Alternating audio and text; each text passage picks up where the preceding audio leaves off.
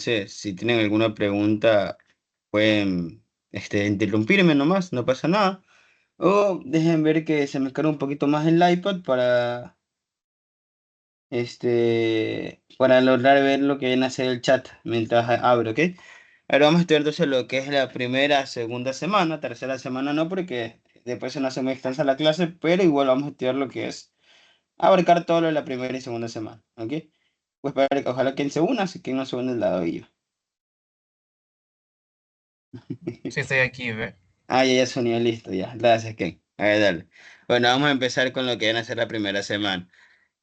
Nosotros quedamos primero estudiando lo que viene a ser todo lo que es gametogénesis, ¿no? Lo que es ovogénesis y lo que es espermatogénesis. Al final de cada una de esas, al final de cada uno de esos dos procesos, tenemos a dos gametos, ¿no? A un gameto masculino, que es el espermatozoide, y a un gameto femenino, el cual es el ovocito. Gametos totalmente maduros, ¿ok? Gametos los cuales están listos para lo que ven a ser la fecundación, es lo que se estudia como tal dentro de lo que es la primera semana. A pesar de que muchos libros indican ya la primera semana después de la fecundación, hay muchos libros que en cambio estudian la primera semana de lo que es la gametogénesis. Entonces ustedes si ponen videos o si leen dependiendo toquen Langman, por ejemplo, te dicen primera semana y te abre directamente en lo que es la fecundación. Pero va a haber muchas bibliografías que te indiquen en cambio que la primera semana va a empezar desde que se forman las células sexuales, es decir, los gametos. Es más, cuando uno está estudiando periodo fetal y periodo embrionario, existen diferentes formas de darle la edad al embrión. O sea, existe la edad en cambio de lo que es la fecha de última menstruación y desde ahí sacan una edad promedio, lo que viene a ser el producto. O si no, también hay una edad mucho más específica que abarca desde la fecundación. O sea, desde la fecundación la cuentan como primera semana de desarrollo. Entonces, bueno, es un pequeño preámbulo antes de empezar porque es importante destacar esto, porque mucha gente piensa que primera semana solamente abarca lo que es el término de segmentación, cuando en realidad primera semana también abarca lo que es la fecundación y en algunos textos hasta los gametos. Entonces terminamos como tal que tenemos un espermatozoide y un ovocito maduro, ¿no? Estos dos tienen que entrar por un proceso que se denomina fecundación. ¿Y qué es la fecundación? No es nada más que la unión de ambos gametos, es la unión de ambos gametos para formar una sola célula, la cual es el cigoto. Es decir, para formar como tal lo que en un futuro será un embrión. Entonces, a eso se denomina fecundación. Es la fusión de ambas células, es la unión de ambas células sexuales, hombre espermatozoide, mujer lo que viene a ser ovocito, para formar lo que es una sola célula, lo cual es el cigoto. Para eso tenemos varios pasos. Existen varios pasos para que ocurra la fecundación. No es nada más que viene el espermatozoide y se une directamente al ovocito. Tenemos que acordarnos qué cosa, que el ovocito tenía obviamente este es el ovocito, y el ovocito terminaba con qué, terminaba con una zona pelúcida, la cual es una capa proteica muy importante, y una corona radiada, ¿no? La cual es una gran capa celular, que acordémonos que de dónde provenía, provenía del mismo cúmulo óforo, provenía de esas células de la teca interna, la cual migraban hacia el ovocito y se alojaban una a la otra. Todo esto son denominadas también las células de la granulosa, es decir, todas estas células eran células de ese folículo secundario del DAF de la teca interna, la cual se empieza a ¿qué? Se empieza a agrupar alrededor de lo que es el ovocito para formar lo que es esta capa de celular denominada corona radiada. ¿Por qué es importante esto? Porque si nosotros decimos que la corona radiada es una capa celular, o sea, es de células, la zona pelúcida es una capa proteica, ¿ok? Es una capa proteica. Es decir, que van a necesitar diferentes herramientas para que el espermatozoide rompa estas barreras. No es lo mismo hablar de una capa de células que de una capa de proteínas. Como que si nosotros cogiéramos un pico para cavar y cogiéramos una pala para picar, propiamente dicho, me explico. Entonces necesita el espermatozoide diferentes tipos de métodos, el cual serán necesarios para romper cada una de estas capas.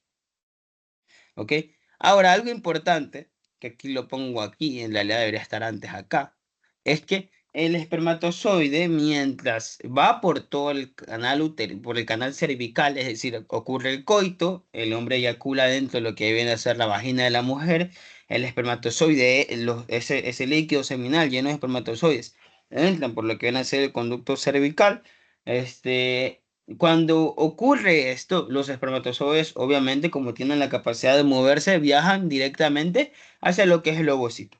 ¿Cómo lo hacen? No sé si han escuchado que, por ejemplo, las abejas tienen una feromona que atrae lo que viene a ser a los machos, como algunas especies de aves, más o menos así similar. Lo mismo pasa acá. Los ovocitos van a empezar a liberar diferentes tipos de mecanismos químicos, diferentes sustancias químicas, la cual va a atraer al espermatozoide. A eso se denomina quimiotaxis. Eso mismo. Quimiotaxis. ¿Ok? Quimiotaxis. Esa quimiotaxis va a ayudar a qué? Va a ayudar a que el espermatozoide sepa dónde dirigirse, porque el espermatozoide no tiene ojos como para ver de dónde tiene que ir, sino es que va a ser propiamente llamado por esta sustancia química, la cual lo secreta los ovocitos o los ovocitos maduros que fueron ovulados. Durante todo este viaje que hace el espermatozoide por todo el canal cervical, el espermatozoide va a entrar por un proceso denominado capacitación. Es decir, el espermatozoide va a tener una serie de cambios, tanto morfológicos como estructurales, el cual va a hacer que esté listo para el trabajo que tiene que hacer, el cual va a ser penetrar las capas. ¿Por qué le digo esto? Porque imagínenselo así. Imagínense que tú vas a ir a un partido de fútbol, pero tú vas y un día antes del partido de fútbol te vas a tomar, te duermes te duermes, tienes 2 horas de sueño, no calientas, estás frutísimo, súper mareado, igual vas a jugar, ¿cómo va a ser tu rendimiento? Al menos que seas Maradona Pelé, que estaba acostumbrado a ese tipo de farras, una persona normal va a tener un pésimo rendimiento. ¿Por qué? Porque no estabas capacitado, no estabas hecho, no estabas listo para ese proceso. Lo mismo va a pasar con los espermatozoides. No todos los espermatozoides que van a ser eyaculados a la final van a ser capaces de lograr llegar al ovocito y no van a ser capaces tampoco de lograr penetrarlo. ¿Por qué? Porque de todos los millones de espermatozoides que termina eyaculando el hombre, solamente uno va a terminar rompiendo todo y solamente uno va a poder como tal que cosa, fecundar. Creo que si nos ponemos a hablar de números, ya me invito reviso los apuntes que tengo por ahí, no los revisé, no me acuerdo exactamente el dígito, pero me parece que son como 2 millones que se eyaculan y solamente llegan 200 al ovocito, es decir, solamente llegan 200 al ovocito. Me parece que es así, igual ya me invito, reviso bien esos datos, yo les sugeriría que no anoten eso porque no estoy totalmente seguro, así que ya me invito, reviso eso y se los paso por el grupo de meta en tal caso de que encuentre el número correcto, ¿ok? Pero para quien tiene esa magnitud, ¿no? Se eyaculan millones y solamente llegan como 200 o 400. No me acuerdo el número exacto, no sé si quien se acuerda o lo tiene por ahí anotado para que lo pueda decir, pero Ya si, te en tal chequeo. caso, ¿mande? Ya te chequeo, que lo tengo anotado. Ya dale, igual en tal caso, igual se lo mandamos por el grupo igual, no se preocupe, ya, pero pilas. Pero lo que quiero que entiendan es eso, ¿no? Que no todos los espermatozoides que son eyaculados van a estar listos para poder hacer lo que es la fecundación, lograr romper o lograr llegar a estas barreras. Una vez que ya el espermatozoide está capacitado, empezamos con los pasos de la fecundación. ¿Y cuál es el primer paso? La penetración de la corona radiada. Es decir, vas a empezar a romper estas células. ¿Y cómo penetras esta zona? Debido a que acordémonos qué cosa, que el espermatozoide ¿qué tiene en su cabeza? Un atrosoma. ¿Y ese atrosoma para qué era importante? Bueno, XD. Bueno, ya. Un poquito ay, un poquito desorganizadas estas diapos, pero bueno. Entonces, el espermatozoide tiene en su cabeza, ay, ¿cómo se va a tener la hipota aquí ahorita? Tiene su cabeza, ¿no? Y en esta cabeza que tenía, un atrosoma, el cual es como que el casquito. ¿Y este casquito que tenía? Tiene enzimas. Esas enzimas son proteínas las cuales van a ayudar a que el espermatozoide empiece a romper estas capas.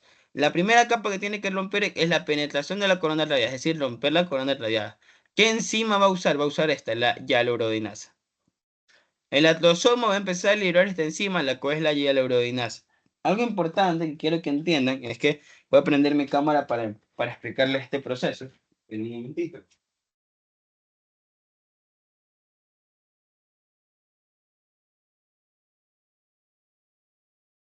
Espérenme un momentito, que no estaba preparado para prender la cámara. Entonces vamos a hacer algo, hacer esto, hacer esto. A ver, chicos. No sé si me vean. Sí, sí me ven. Listo. A ver, chicos, miren. Este es el espermatozoide y esta es la corona radiada. el espermatozoide tiene aquí su casco, ¿no? Entonces, los movimientos que hace el espermatozoide en las células de la corona la deja así. Empiezan a hacer una fricción. Esta fricción lo que hace es que el casco del espermatozoide se desgaste. A lo que se va desgastando por hacer esta fricción, empieza a liberar las enzimas que tiene este casquito, el cual es la trozoma, ¿no? Entonces empieza a hacer esto y empieza a liberar las enzimas. ¿Qué enzimas libera? La hialuronidasa, la trocina y otras enzimas más que la tripsina y otras enzimas más que vamos a ver. Pero para romper la primera capa, ¿cuál es la enzima que usa? La hialuronidasa. ¿Por qué la hialuronidasa? Porque la hialuronidasa rompe las uniones celulares. Porque acordémonos qué cosa, que la coronela ya son puras células. Entonces, ¿tú qué necesitas para romper esto? Tú necesitas como que tal una enzima que rompa las células. Tú lo que puedes hacer es romper las uniones celulares. Si tú rompes las uniones celulares, ¿qué pasa con las células? Se dispersan. Entonces, en otras palabras, aquí tenemos a lo que viene a ser la célula, aquí tenemos el espermatozoide y libera trocina. Y a lo que libera trocina, como está en fricción, ¿qué es lo que hace? ¡Pum! La separa y sigue entrando. Y empieza a seguir penetrando toda la corona rayada en ese sentido. Entonces, entonces como que aquí tuviéramos dos células, ¿no? Aquí tenemos dos células unidas de control remoto reticular. Entonces, el espermatozoide libera trocina, pero libera hialuronidasa y empieza a romper las uniones. Entonces, esto que está dando juntas se empiezan a separar y empieza el espermatozoide a seguir entrando por aquí. ¿Ok? No sé si me explico, no sé si me logra explicar el mecanismo de cómo el espermatozoide penetra la corona rayada, pero bueno, chicos, ¿se quedó claro eso o tienen alguna pregunta? No es tan fácil, no es tan difícil. Si les pregunto, sí, empieza a hacer fricción y empieza a entrar. ¿Quedó claro eso, chicos? ¿O tienen alguna pregunta? Por aquí el chat. A ver. Ok, dice Brittany que todo claro. Los demás. Sí, todo claro, sí. Sí, todo claro. Sí, sí, todo claro. Sí, no, sí, no. Listo, ya aquí ya William te dice que sí, así que vamos a seguir, listo. Ahora. Bueno, chicos, igual saben, si tienen alguna pregunta me pueden interrumpir. ¿Qué? ¿Encontraste eso? ¿No? Ahí te mandé una tabla por WhatsApp que es Ah, de la clase del doctor. ya, esa es la del libro. Ya, miren, chicos, entonces miren. Ajá, sí, esta es la perfecta. A ver, chicos, miren. Cuando ocurre el coito, espérense un momentito. Cuando ocurre el coito, el hombre libera entre 200 a 600 millones de espermatozoides. De 200 a 600 millones de espermatozoides. Los cuales solamente van a llegar al ovocito, es decir, aquí afuera, 200 espermatozoides. Solo 200. Ahora, ustedes dirán, ¿qué es lo que pasa? Ya tengo que prender la cámara, así que mientras el espermatozoide va viajando, digamos que este es el útero, va viajando por todo el útero, algunos espermatozoides se van a salir de lo que viene a ser el líquido seminal y el pH del útero es diferente al pH que soportan los espermatozoides. Entonces por ahí se van eliminando algunos espermatozoides. Lo otro es que mientras el espermatozoide va avanzando, el útero va a tener matrófagos, los cuales va a tener una especie de brazos, y mientras los espermatozoides pasan, ¡pum! El matrófago coge un espermatozoide con un bracito y lo mata. Y así va. ¿Por qué? Porque al final son estructuras extrañas. O sea, el cuerpo lo detecta como algo extraño, entonces lo va eliminando. Es por eso que los de todos esos millones, de 2 a 6 millones, déjame de nuevo chequear, de 200 a 600 millones, miren ese número, de 200 a 600 millones, solamente llegan 200 al área de fecundación, de los cuales los 200, ¿cuántos terminan fecundando? Solo uno. ¿Ok? Ahora, se rompe como tal la zona, la corona radiada, empezamos con la siguiente proceso, que el cual sería la reacción atrosómica. ¿Ok? ¿Qué es la reacción atrosómica? La reacción atrosómica no es nada más que una vez que rompe la zona pelúcida, el, coño, me enredé. Una vez que rompe la corona radiada, ¿qué es lo que pasaba con el casquito del espermatozoide? Se va desgastando, ¿no? Por la fricción. Una vez que ya no tiene casco y el espermatozoide toca la zona pelosa, directamente, pum, la toca, va a haber varios quimiorreceptores de la zona pelúcida, lo cual van a inducir al espermatozoide. Es decir, me tocaste la zona pelúcida, el ovocito con la zona pelúcida una señal al espermatozoide por medio de una proteína. Coge y le manda, y le dice, hey, llegaste. ¿Qué es lo siguiente que hace el espermatozoide? Hace lo que es la reacción atrosómica, el cual no es nada más y nada menos que es liberar las enzimas que le quedan en la atrosoma, es decir, libera todas las enzimas, ¿como cuáles? Como las esterasas, como la atrosina y como la neuraminidasa. De las tres, ¿cuál es la más importante? La atrosina, ¿ok? La atrosina, ¿ok? El cual ahí, yo la verdad es que no sé, creo que cuando esa diapositiva hace 2 años, creo que estaba durmiendo porque puse top y proelíticas. Ya, lo que quise decir aquí en mi idioma es que es una top, o sea, es decir, es una enzima muy buena, proteolítica, no proelítica, proteolítica. ¿Qué quiere decir esto? Que la trocina va a ser una enzima esencial para romper, en cambio, las proteínas. Va a ayudar a romper la proteína. Va a ser una enzima proteasa, es decir, una enzima la cual va a romper como tal la proteína. La esterasa y la neuraminidasa también, pero la más importante es la trocina. La trocina lo primero va a hacer es que el espermatozoide se fije en la zona pelúcida. Ahora, como les dije, ¿no? Necesitas pico para picar piedras y necesitas pala para acabar. Lo mismo pasa acá. El espermatozoide necesita otra enzima y la urodinasa no va a servirle para la zona pelúcida. ¿Por qué? Porque la zona pelúcida no es una unión de celulares. ¿Es que es? Es una membrana proteica. Entonces, ¿cómo penetra la membrana pelúcida? Gracias a la reacción atrosómica.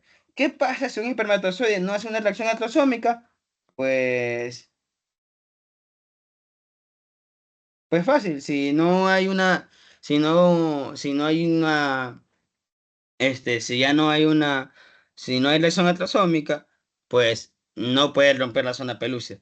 Entonces, hay una reacción atrasómica, se liberan estas enzimas, gracias a estas enzimas el espermatozoide penetra la zona pelúcida y ya, penetra la zona pelúcida y hay algo muy importante. ¿Qué pasa acá? Que, bueno, esto ya le expliqué, ¿no? La reacción atrasómica libera las enzimas para romper lo que viene a ser la zona pelúcida. Una vez que el espermatozoide atraviesa la zona pelúcida, el espermatozoide con el ovocito van a interactuar. ¿Por medio de qué? El espermatozoide va a tener una enzima denominada, pero va a tener un receptor denominado el ligando de ZP3. Y el ovocito va a tener una hormona, pero una proteína, la cual es la ZP3. ¿Por qué es importante esto? Una vez que el espermatozoide penetra la zona pelúcida, el ovocito libera algo denominado la ZP3. Una vez que esta ZP3 interactúa con el receptor del espermatozoide, a nivel de la membrana pelúcida va a haber un cambio de potencial de acción. La membrana se va a despolarizar. La membrana va a empezar a tener una nueva acción.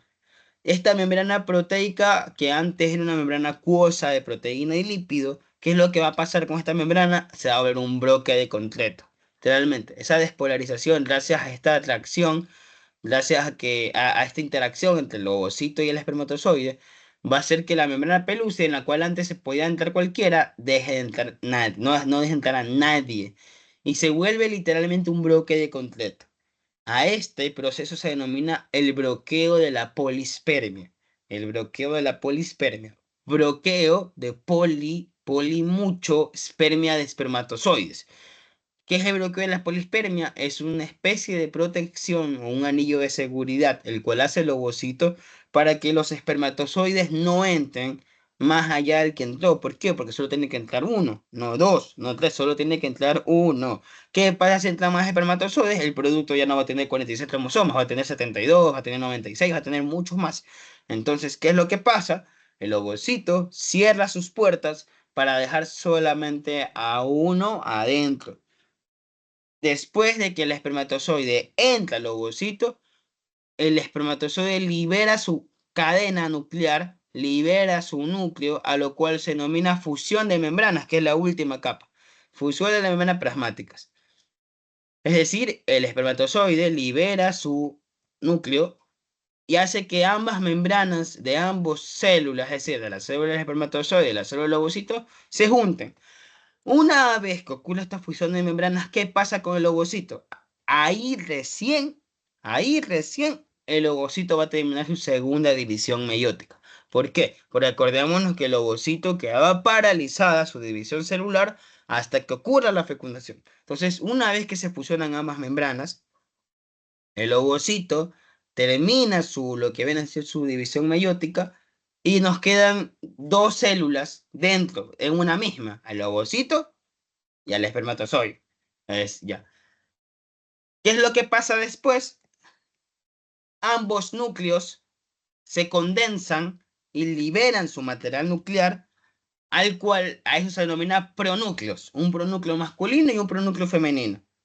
Ya se dice que cuando son pronúcleos no se puede diferenciar cuál es el uno y cuál es el otro, solamente a nivel genético, porque son totalmente iguales. Y estos pronúcleos se unen, se fusionan en un solo núcleo, el cual ya tendría 46 cromosomas. 23 del papá y 23 de la mamá hacen una sola célula de 46 y ahí ya tenemos lo que es el cigoto. ¿Ok? Chicos, ¿alguna pregunta acerca de lo que expliqué? ¿O todo claro? ¿O todo claro, chicos?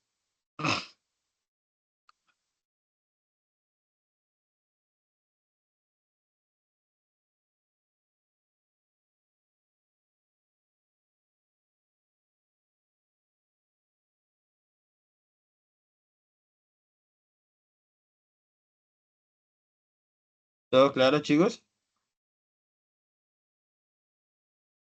¿Sí? ¿Todo claro? ¿Sí? Sí, no, sí, no, no, sí, no, sí, sí, no. Sí, sí, no. O no, no, sí. ¿O quieren que les explique algo más?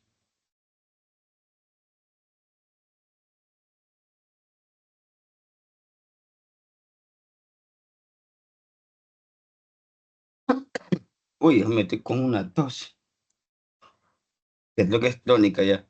Bueno, no, ninguna pregunta, chicos. ¿No? ¿Ninguna? ¿No? Mm, mm, mm, mm.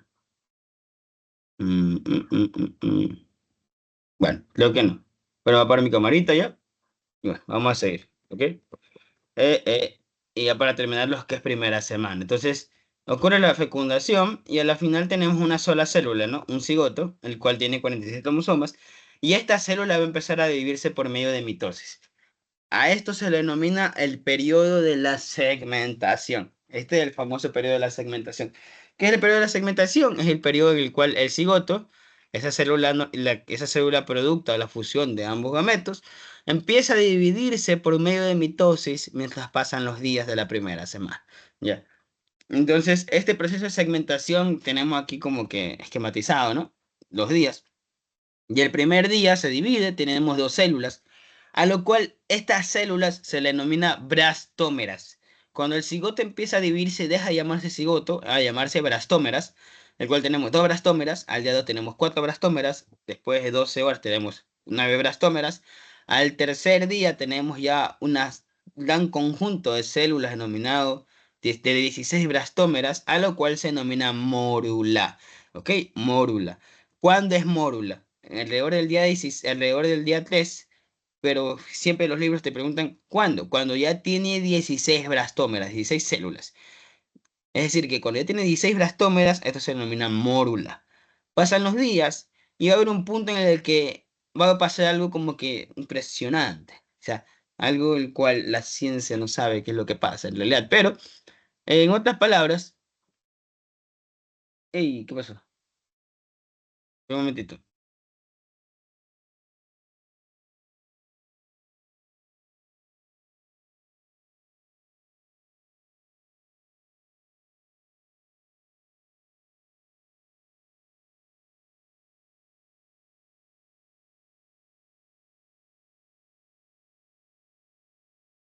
Bueno, ya está, es que mi hermana entró. Bueno, entonces tenemos a la final. Bueno, volviendo al tema, ¿no? Ya, un cigoto se empieza a dividir, estas divisiones se denominan brastómeras, y cuando tenemos 16 brastómeras, sí o sí esto es mórula. Siempre acuérdense de esto. 16 brastómeras, mórula. Siempre. Preguntan. No mucho, pero sí preguntan. ¿Ok? 16 brastómeras, mórula. Ahora, va a haber un punto en el cual estas células todas son iguales. Todas son iguales, realmente, todas son idénticas. Todas tienen el mismo material genético, todas tienen la misma información. ¿Por qué? Porque es mitosis. Pero va a haber un punto en el cual estas células van a tener diferentes inductores. Si hablamos de inductores, tenemos varios inductores que bueno, ustedes no lo van a estudiar ahorita, solo estudian después. No es importante, no se los toman, ningún doctor se los toma. Pero son inductores como el Ganon y otros más que no se los voy a decir porque es mentalmente la genética y eso que no se los van a tomar. Pero lo que quiero que entiendan es que estas células van a tener una estimulación de algo más, de una proteína o de algo, va a tener una inducción de algo, ya, el cual va a hacer que un grupo de células empiece a agruparse. Vamos a marcar aquí, que un grupo de células se enmarquen en la parte externa, a lo cual se denomina masa celular externa. Y un grupo de células se agrupen adentro,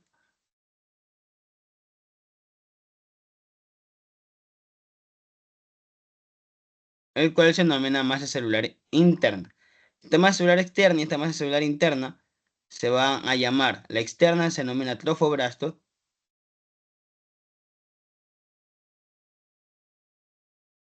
y la interna se denomina embrioblasto. ¿Ok?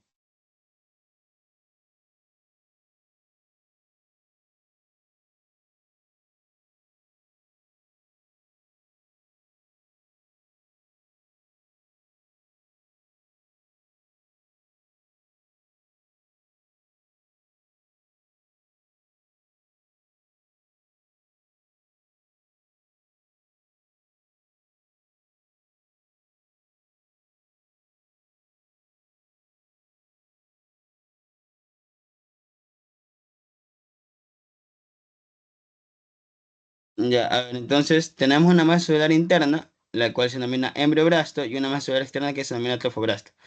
A esto ya se denomina blastocisto. ¿Ok? Blastocisto. A eso se denomina blastocisto. ¿Cuándo se denomina blastocisto? Cuando estas capas celulares ya se diferencian en una interna y en una externa, y aparte de esto se forma una pequeña cavidad dentro del líquido, el cual lo voy a pintar acá, que se denomina blastocele. ¿Ok? Cuando ya tenemos esta cavidad, cuando se le forma dentro de esta masa celular una cavidad, a esto se denomina blastocele. ¿Ok? Blastocele. Ya. Y obviamente ya después esta célula va a seguir aumentando su tamaño y este blastocisto va a seguir aumentando. ¿Por qué es importante entender esto? Porque en un futuro, como se lo mencioné al comienzo, ¿no? La masa celular externa se denomina trofoblasto. Y esta masa celular externa, el trofoblasto, en un futuro va a formar ¿qué cosa? La placenta. Mientras que la masa celular interna, que es el embrioblasto, en un futuro va a formar lo que es el embrión, es decir, al feto, al producto. Y este blastocisto se va a implantar. Y es lo que vamos a tener en la segunda semana, que quién lo va a dar, ¿ok? Pero bueno, con respecto a la primera semana, chicos, ¿quedó todo claro o tienen alguna pregunta? ¿Quedó claro lo que es segmentación? ¿Quedó claro eso? Para darle paso a Ken.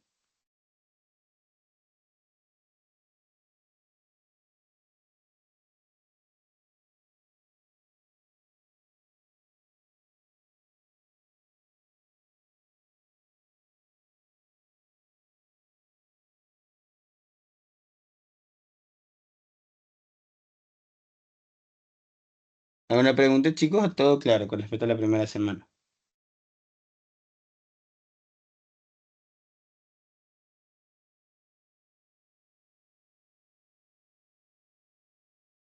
Bueno, si quedó todo claro, le voy a dar paso a Ken para que dé segunda semana.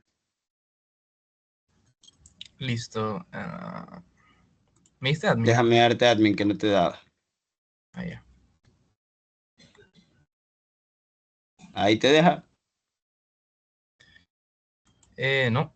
Ah, no. Listo. Ahora sí. Ya, dale. Listo. Cualquier cosa me avisas, ya. Me tengo que retirar. Tengo que hacer unas cosas. Ya. Pilas.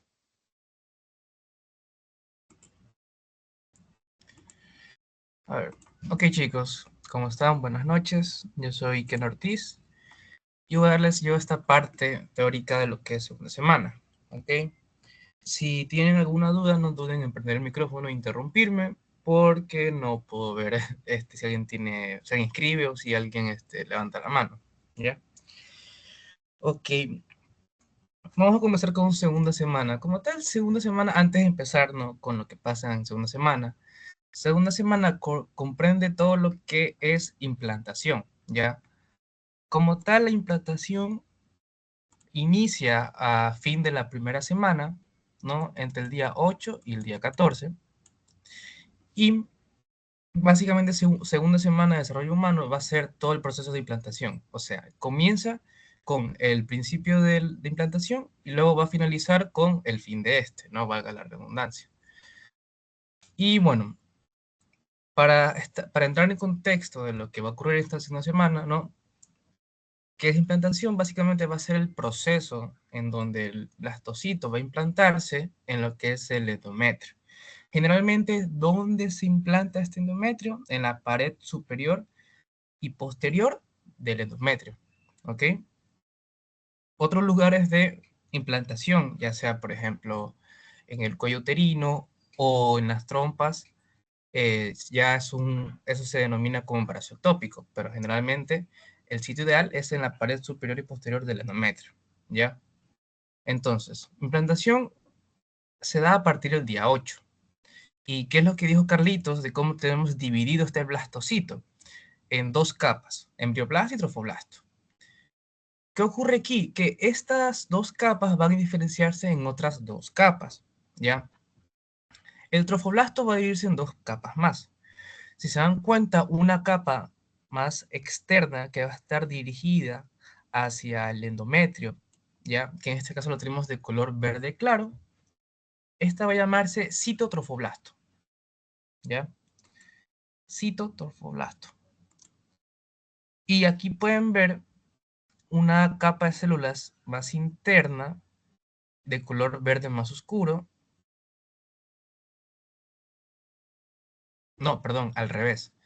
La capa más interna va a llamarse citotrofoblasto y la verde más clara va a ser sincitotrofoblasto. El sincitotrofoblasto va a ser una capa de células más externas, si se dan cuenta, y va a ser característico del hecho de que no tienen, digamos, una membrana que delimita cada célula, ¿no? Va a ser como un charco, lo domino yo, ¿ya? Como un charco. Y el citotrofoblasto va a ser la más interna, que va a recubrir la parte más interna del blastocito, y si se dan cuenta, son células ya delimitadas con su núcleo, ¿ya? Entonces, trofoblasto, citotrofoblasto y sincitotrofoblasto, ¿ya? Sin sitio, la más externa, sin sitio, la más interna, ¿ok? Ahora,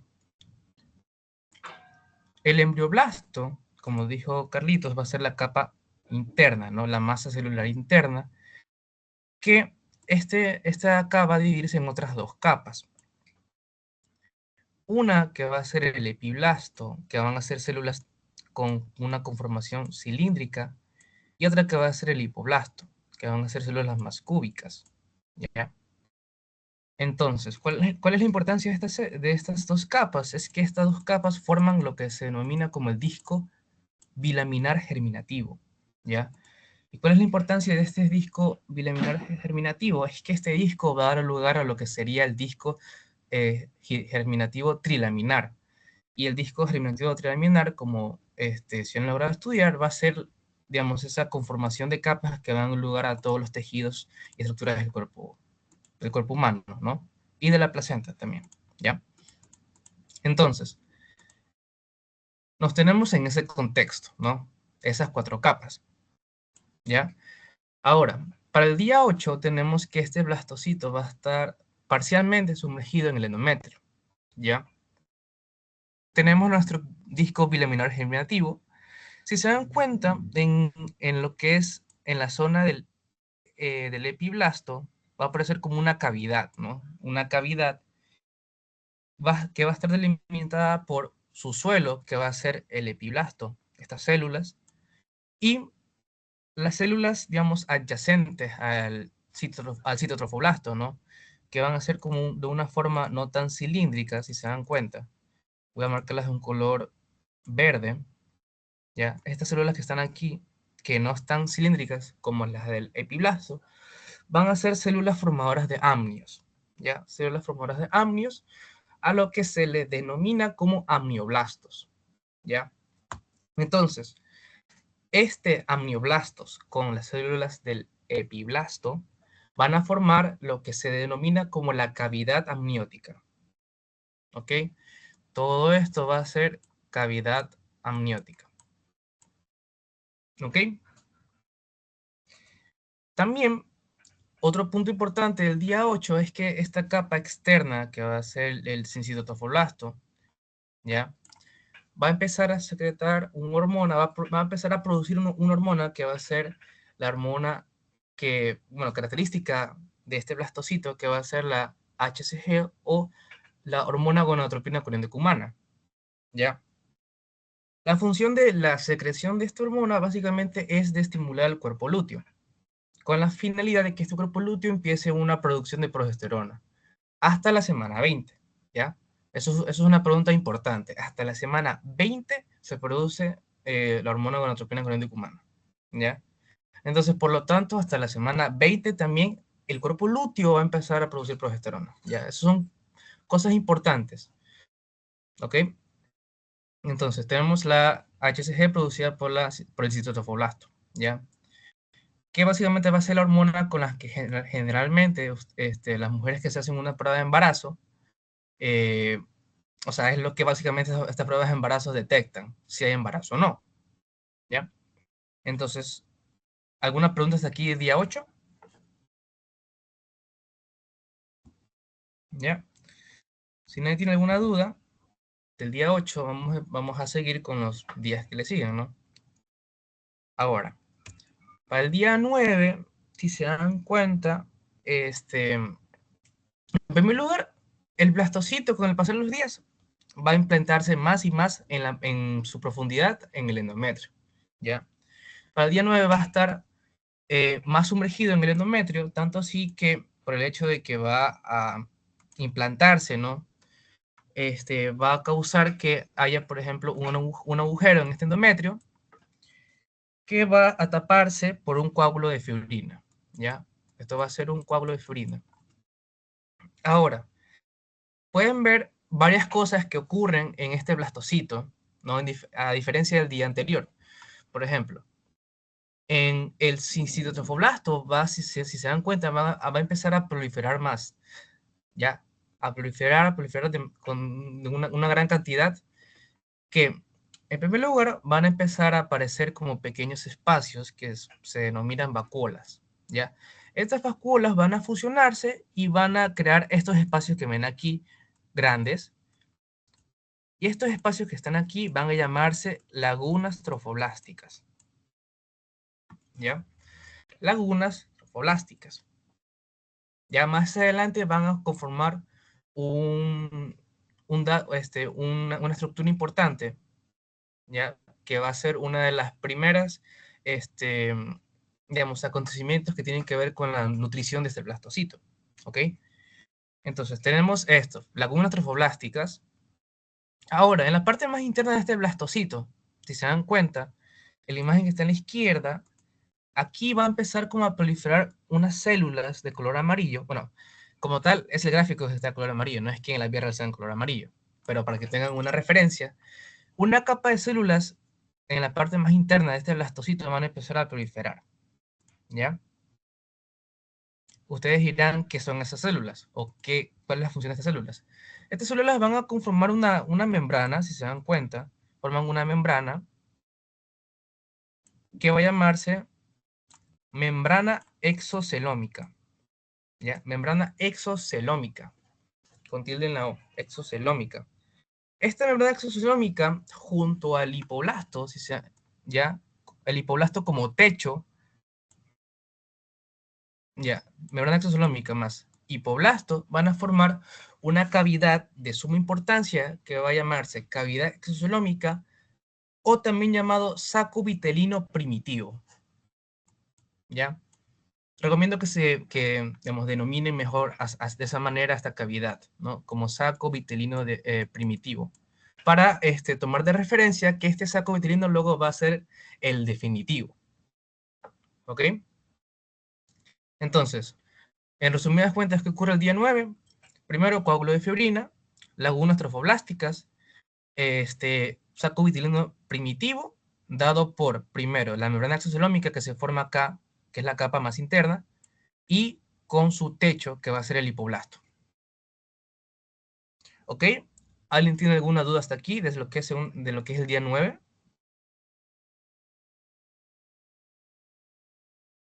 ¿No? Ok, está bien.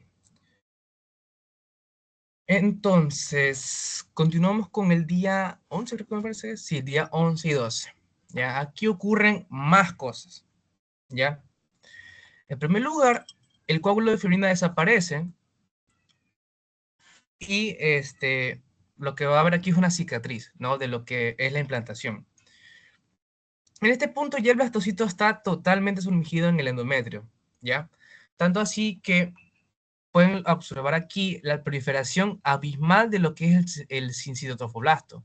El sincitotrofoblasto está abarcando una cantidad inmensa de lo que es la parte interna del endometrio, ¿ya? ¿Y por qué les digo esto? Es porque básicamente gracias a esta proliferación abismal del sincitotrofoblasto es que van a alcanzar a lo que es estos capilares sanguíneos, ¿ya? Estos capilares sanguíneos son básicamente, bueno, se llaman sinusoides maternos. Estos sinusoides maternos son básicamente las arterias que irrigan a la pared del endometrio, ¿no? Al endometrio. Entonces, gracias a este sincitotrofoblasto, prolifera tanto en el endometrio que va a erosionar a la pared de estos capilares. O sea, básicamente va a degradar o destruir las paredes de estos capilares. ¿Ok?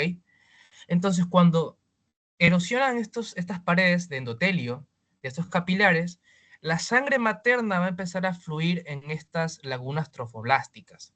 ¿Ya? Estas lagunas trofoblásticas que presenta, ¿no? El sincitiotrofoblasto.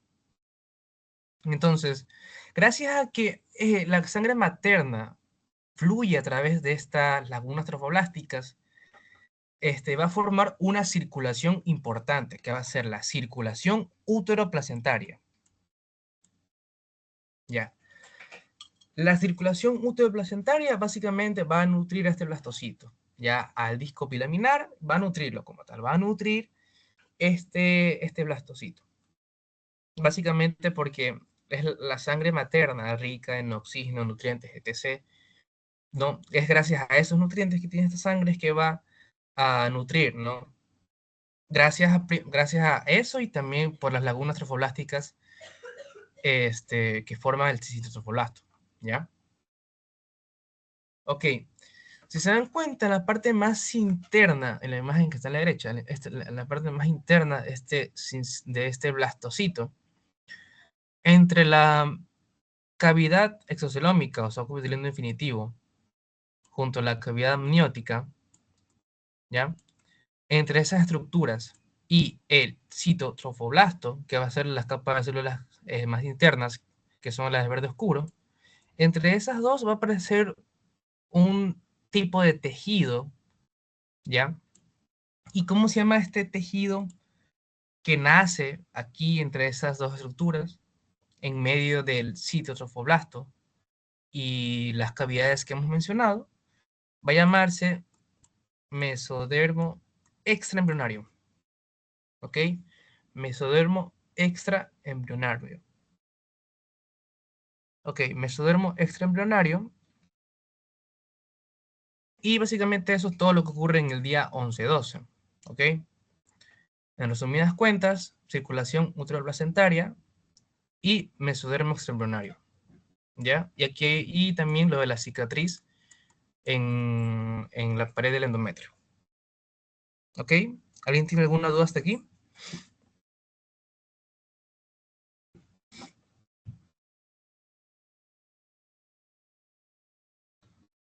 Ok, si nadie tiene alguna duda, les recuerdo que pueden interrumpirme, pues continuamos. ¿Ok? Ahora, quédense con este mesodermo, ¿ya? Este mesodermo extraembrionario, esta capa rosada, Porque en este mesodermo van a aparecer un par de cosas, ¿ya? En primer lugar, va a aparecer una cavidad, ¿ya? Primero van a aparecer espacios pequeños que luego forman una cavidad grande, que va a ser la cavidad coriónica. ¿Y cuál es la función de la cavidad coriónica? Ustedes dirán. Bueno, esta cavidad lo que va a hacer es dividir este mesodermo extraembrionario en dos hojas, ¿ya? En primer lugar, una hoja más interna que cubre, la que ven aquí, que cubre básicamente a la cavidad exocelómica junto al techo de la cavidad amniótica, que son amnioblastos, como les dije, que va a llamarse mesodermo esplásmico extraembrionario, ¿ok? Mesodermo esplásmico extraembrionario. Y la más externa, que va a cubrir a todo lo demás, básicamente o sea, va a rodear a toda la parte interna del blastocito. Básicamente va a llamarse mesodermo somático extraembrionario, ¿ya? Eso como puntos importantes, ¿ok? Mesodermo extraembrionario, la más externa, esplánico, la más interna. Ahora, afuera del blastocito también pasan cosas, ¿ya? Aquí en este punto el endometrio va a sufrir lo que se denomina como reacción decidual, ¿ya? Reacción decidual. ¿Y qué es lo que ocurre en esta reacción decidual? Es que básicamente, en primer lugar, el endometrio va a ser rico en glucógeno y lípidos, ¿ya? Entonces, al llenarse de estos líquidos, rico en glucógeno y lípidos, va a hacer que este endometrio sea edematoso, ¿ya? Edematoso quiere decir que va a estar básicamente hinchado por la acumulación de líquidos. Y ustedes me dirán que cuál es la función de esta reacción decidual.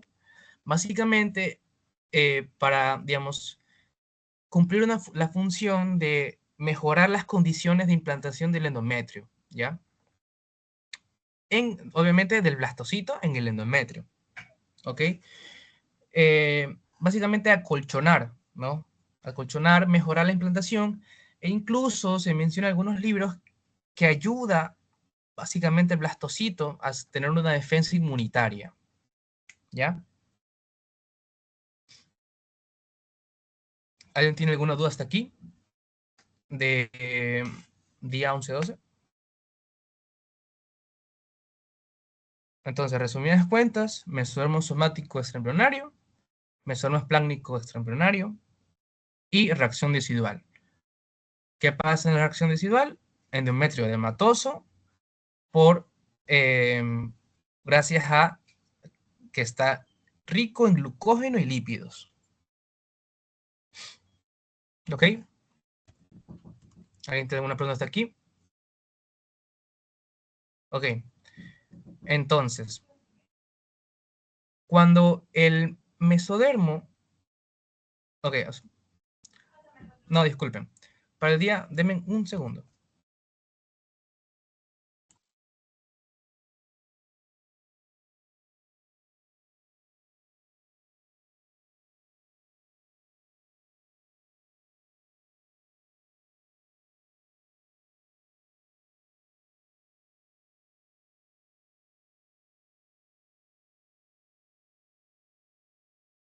Ok, volví. Disculpen la interrupción, es que básicamente tocaron mi puerta.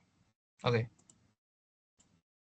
Entonces, para el día, o sea, eso fue día 11-2, ¿ya?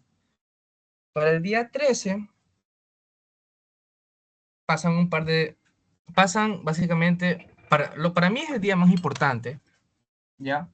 Por todo lo que pasa dentro del blastocito y fuera del blastocito, ¿ya? En el día 13, en primer lugar, verán que, en primer lugar, en la pared del metro ya no hay cicatriz de lo que alguna vez fue implantación, ¿ya? O de lo que es actualmente implantación, ya no hay cicatriz, ¿ya? Pero ocurre que en este día va a haber una hemorragia en el sitio de implantación, lo que básicamente es la hemorragia o el sangrado de implantación, ¿ya? Básicamente. En el día 28 del ciclo menstrual, ¿ya? O sea, básicamente cuando hay fecundación, en el día 13, que es cuando estamos en el periodo de implantación, justo cae o justamente digamos, coincide con el día 28 de lo que es un ciclo menstrual regular, ¿ya? Si recuerdan, el día 28 del ciclo menstrual básicamente coincide con la fase isquémica o la finalización de la fase isquémica y da lugar al fase menstrual, que si recuerdan, es el periodo en donde va a haber la expulsión del endometrio necrótido. Entonces, generalmente se suele confundir este sangrado de plantación con el sangrado de menstruación, dado por los días, y generalmente esta confusión también tiende a ser, digamos, molestosa cuando queremos hacer un FUM, que es la fecha de última menstruación, para determinar lo que luego será la fecha probable de parto. ¿Ya? Eso como tal, una parte un poquito más dentro de clínica, ¿no?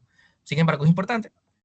Y entonces, ahora sí, dentro del blastocito, ¿ya? En primer lugar, si se dan cuenta, voy a hacerle un zoom aquí, el sitio trofoblasto, que es la capa más interna de verde oscuro, si se dan cuenta van a tener evaginaciones, o sea, van a tener proliferaciones hacia afuera, ¿no? Evaginaciones, porque si fueran invaginaciones fueran hacia adentro, ¿ya? Van a tener proliferaciones en dirección hacia el sitio trofoblasto, que es la externa, que está acá, ¿no? Entonces, dado a que tienen estas proliferaciones, ¿ya? Van a formar lo que se denomina como vellosidades primarias, ¿ya? Este es un enfoque, bueno, no un enfoque, una imagen más de cerca de estas vellosidades primarias, ¿ya? Y ustedes me dirán, ¿cuál es la función de estas vellosidades primarias? Estas vellosidades primarias van a ser las estructuras en donde va a haber intercambio gaseoso. Básicamente van a ser las estructuras que van a nutrir a lo que luego será primero embrión y luego feto, ¿ya? Estas vellosidades primarias van a ser el primordio de las vellosidades secundarias y luego terciarias, ¿ya? Entonces es un dato importante que sepan que las vellosidades primarias aparecen en la segunda semana de desarrollo humano, ¿ok? Ahora, más adentro desde el blastocito se darán cuenta que, o sea, en primer lugar, si se dan cuenta, parece que como que hay dos cavidades. No es que haya dos cavidades. Voy a prender mi cámara para explicarles mejor eso, digamos, con mis manos, ¿ok? Sí, es que se prende esta vaina. Ah, ya. Ahora, digamos que tenemos aquí a la cavidad exocelómica, ¿ya? Con su membrana exocelómica y con su techo, que es el hipoblasto, ¿ya? Ahora, en la dirección de la membrana exocelómica, que va a ser, digamos, esta parte que está aquí, que es la derecha, van a empezar a proliferar más células, ¿ya? Van a empezar a proliferar más células y básicamente van a empezar a agrandar este saco vitelino, ¿ok? Entonces, dado que este saco vitelino empieza a incrementar su tamaño, va a empezar a dividirse, ¿no? Porque el blastocito no es tan grande como para abarcar tanto saco vitelino, entonces va a empezar a dividirse en dos, ¿ya? Dado que las células de la membrana exocelómica proliferan hacia su dirección, o sea que en vez de tener un saco vitelino, va a empezar a hacerse más grande y luego vamos a, digamos, de cierta manera, a tener dos, ¿ya? El segundo saco vitelino va a estar en dirección a la membrana exocelómica, porque recuerden que, ya, digamos que a la izquierda está el hipoblasto y a la derecha está la membrana exocelómica. Entonces, ¿cuál es la dirección de la membrana exocelómica? La derecha, ¿ya? Entonces, hacia la derecha van a proliferar más células y va a empezar a incrementar el tamaño del saco vitelino. Y entonces, como les dije, este saco vitelino, no, como tal, incrementa su tamaño, pero no, el blastocito no es tan grande, va a empezar a dividirse, ¿ya? Entonces, al empezar a dividirse, va ese saco vitelino que se estaba proliferando hacia la dirección de la membrana, hacia la derecha, Si se dan cuenta, se despega del saco vitelino y quedan restos, ¿ya? Van a quedar solamente restos, ¿ya?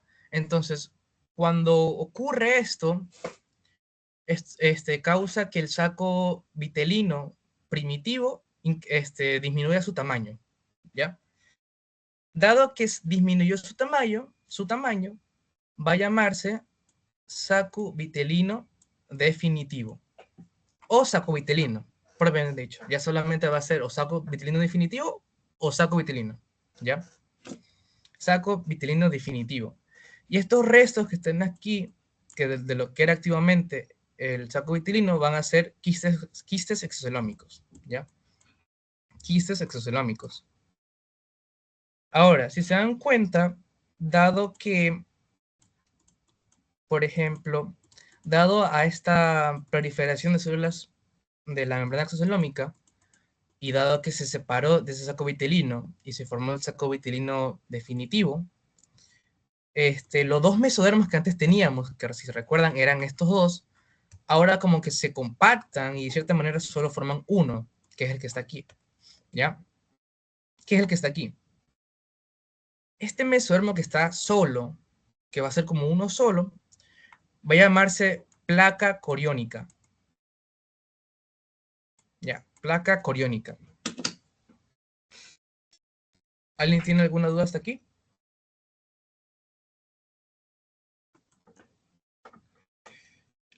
Bueno, yo voy a dejar de enseñar mi cara, por eso. Ya. Si nadie tiene alguna duda hasta aquí,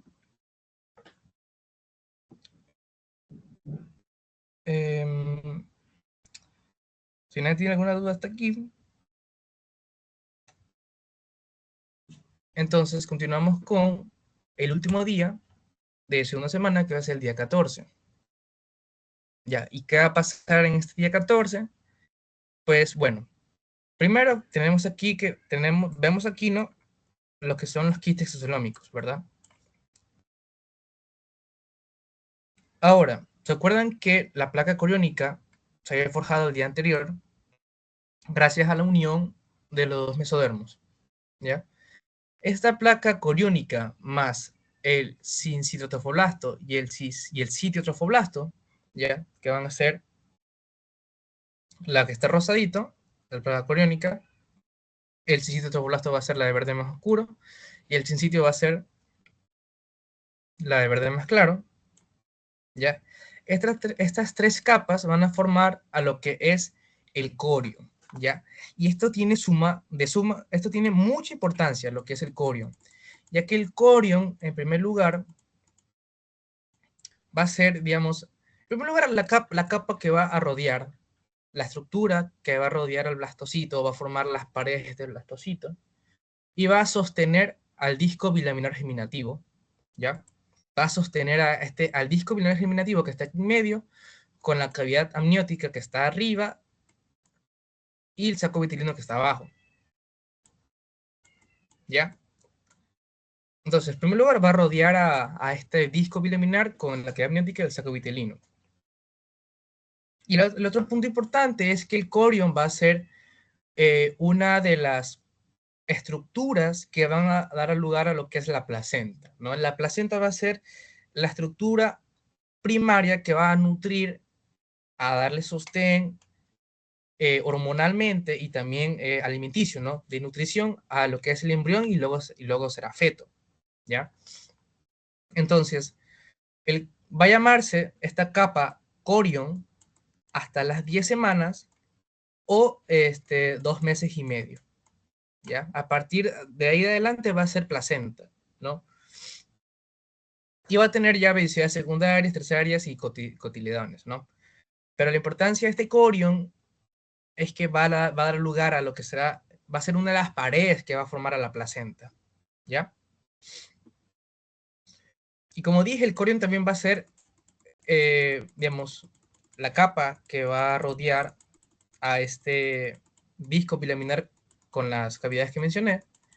Y estas cavidades van a estar sostenidas por una estructura que va a ser el pedículo de fijación.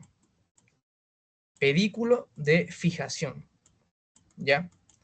Este pedículo de fijación tiene mucha importancia, ya que va a ser lo que en algún día va a llamarse cordón umbilical, ¿ya? Va a ser el futuro cordón umbilical. ¿Ok? ¿Alguien tiene alguna duda hasta aquí? Resumo un poco. Plaga coriónica, sin citofolasto, corión.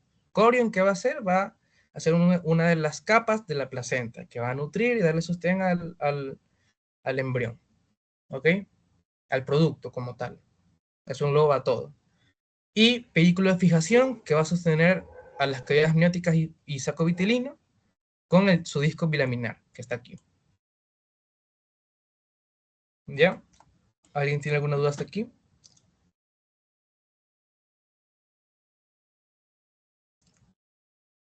Entonces, ahora, para finalizar, en un lado del disco bilaminar va a aparecer este de aquí. Recordemos que el hipoblasto va a ser lo amarillo, células cúbicas, y el epiblasto va a ser la capa azul, que van a tener células cúbicas. Digo, cilíndricas, células cilíndricas. Pero si se dan cuenta, hay una parte del hipoblasto que ya no son células cúbicas, van a ser células cilíndricas. ¿Ya? Esa parte que está aquí van a ser células cilíndricas. Ya. Esta parte que está aquí, todo esto, va a llamarse lámina precordal. Lámina precordal. ¿Y cuál es la importancia de esta lámina precordal? Es que dos cosas. La más importante es que va a darnos el indicio de lo que va a ser la futura cavidad bucal. ¿Ya? Va a darnos el indicio de dónde va a ser el estomodeo. El estomodeo va a ser el primordio de la cavidad bucal.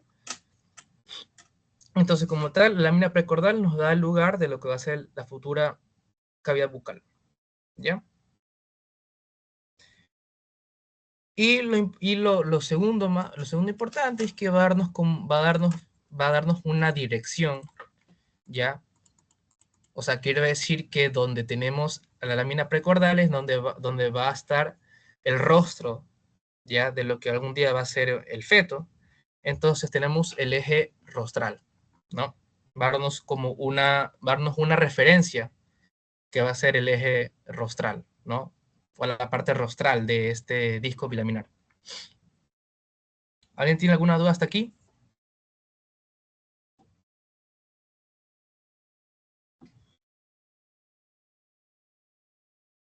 Bueno, si nadie tiene alguna pregunta hasta aquí, como tal, todo esto fue segunda semana de desarrollo humano. De igual manera, si alguien tiene alguna pregunta, puede escribirme a mí o escribir a Carlitos, que creo que se fue, de hecho. Entonces, voy a dejar de grabar. Listo.